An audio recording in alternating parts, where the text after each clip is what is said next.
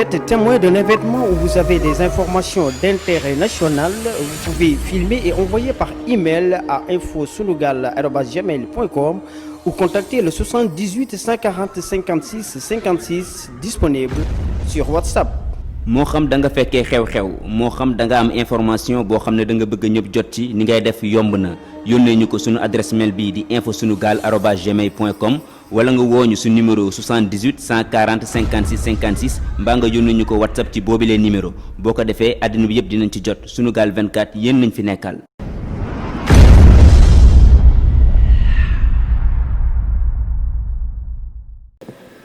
di wax que lu mel ni am na solo.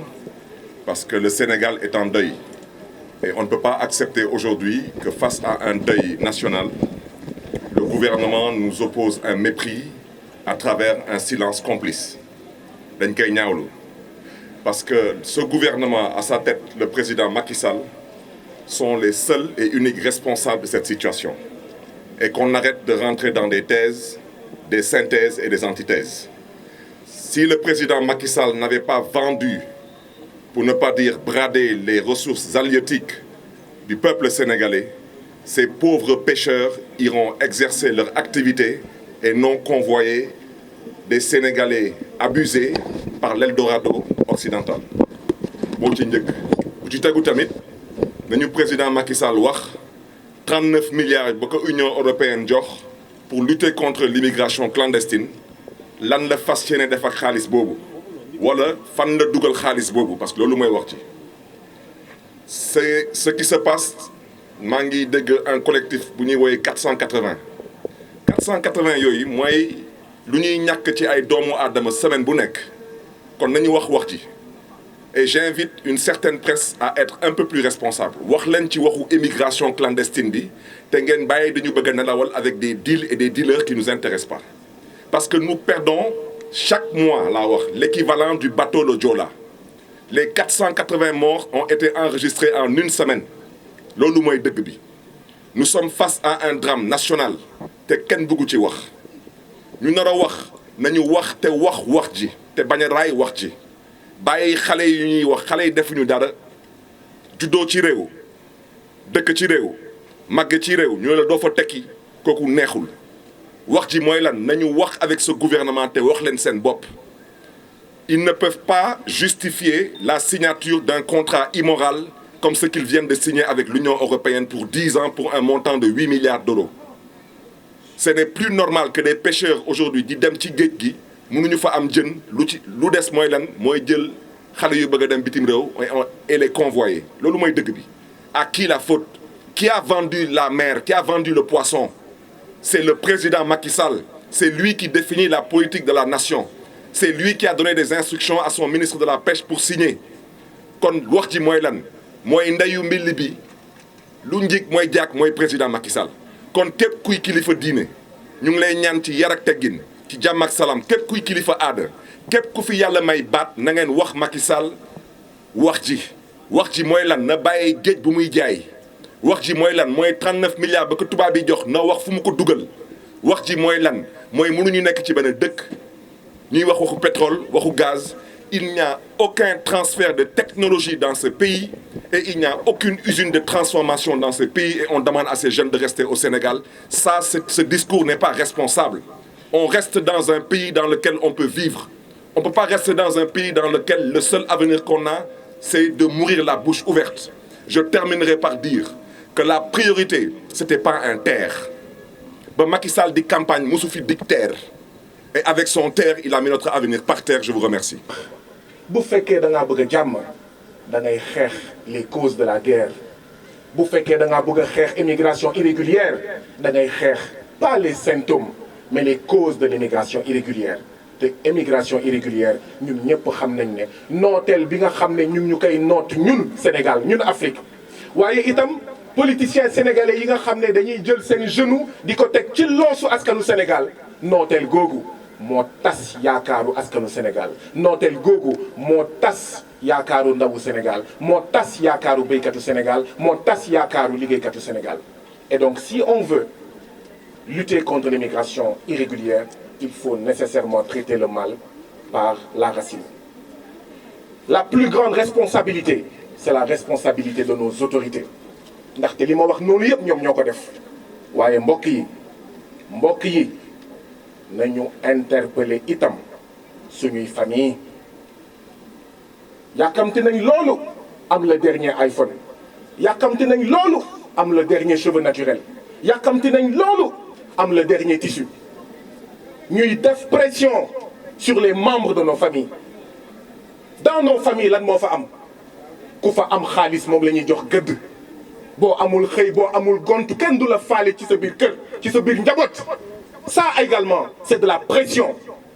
voilà comment on assassine socialement le peuple sénégalais avant de l'assassiner physiquement dans la mer Méditerranée dans l'océan Atlantique et dans le désert du Sahara donc ñun itam foog ñu xoolaat suñu jikko luy iPhone luy dernier iPhone luy iPod luy dernier tissu luy dernier cheveu naturel foog ñu wax itam ak ñenn ci suñu kilifa diine chrétien yi ak ñenn ci suñu kilifa diine musulman yi ak ñenn ci suñu kilifa aada yi ndaxte ñun taalibe yi gis nañ yenn saa yi nu ñuy doxalee ak ñun taalibe bu gën a duuf enveloppe moom la ñuy fulal taalibe boo xam ne amul tous kenn du la faydal ça également c'est des pressions psychologiques yu ñuy def ci kaw askanu Sénégal et donc faut pas s'étonner à ce que les gens veuillent aller en Italie en Espagne nous sommes complices nous sommes tous responsables il faut qu'on ait l'honnêteté de le dire je le répète la plus grande part de responsabilité c'est l'État waaye ñun itam nañu xoolaat suñu bopp fi may daanelee mooy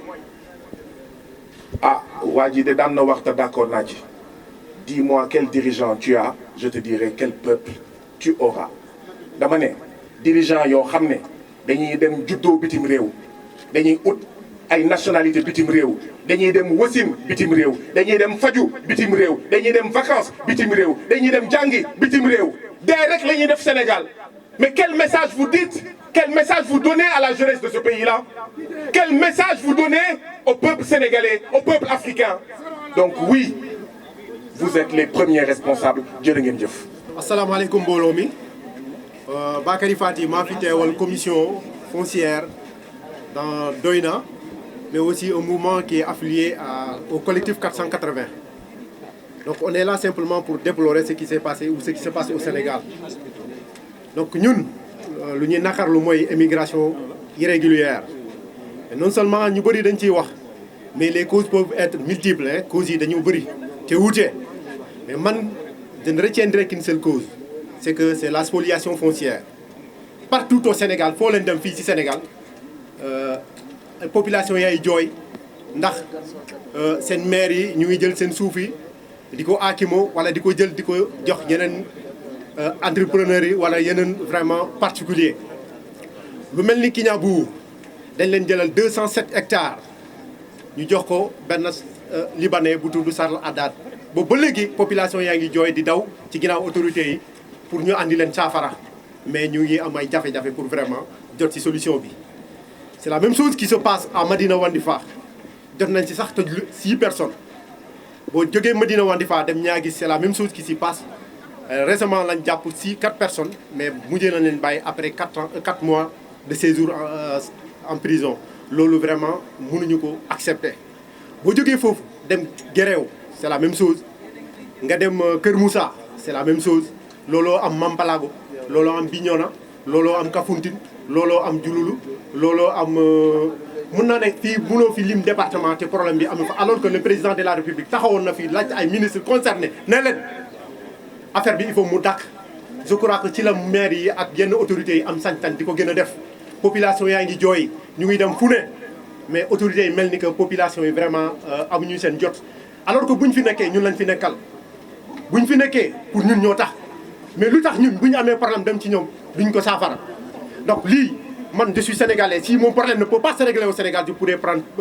la pirogue pour aller ailleurs où je pourrais avoir la solution à mes problèmes loolu moo fi andi immigration irrégulière te ñun bëgguñu ko vraiment lu fi am il faut que Macky Sall jël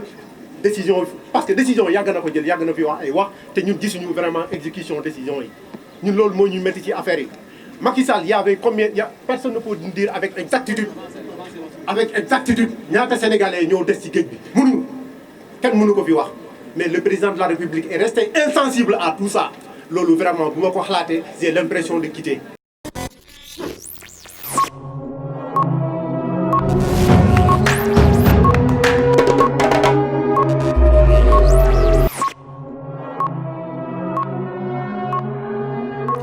Vous êtes témoin d'un événement où vous avez des informations d'intérêt national, vous pouvez filmer et envoyer par email à infosunugal@gmail.com ou contacter le 78 140 56 56 disponible sur WhatsApp. moo xam da nga fekkee xew-xew moo xam da nga am information boo xam ne da nga bëgg ñëpp jot ci ni ngay def yomb na yónnee ñu ko sunu adresse mail bii di infosunugal@gmail.com wala nga wooñu su numéro 78 140 56 56 mbaa nga yónnee ñu ko WhatsApp ci boobilee numéro boo ko defee àddina bi yëpp dinañ ci jot Sunugal 24 yéen nañ fi nekkal.